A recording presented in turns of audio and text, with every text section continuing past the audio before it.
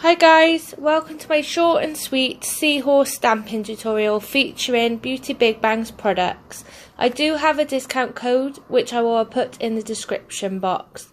So first off, I use the BeautyBigBangs Blue Generic Polish. I apply 2 coats of this polish. As you can see, the first coat goes on quite streaky, and then as I put the second coat on, you can see it starts to go opaque. I could have done a third coat, but I decided 2 was enough. And then I used the BeautyBigBangs XL001 and the BeautyBigBangs Gold Stamping Polish. I used the Seahorse image and apply this onto my nail.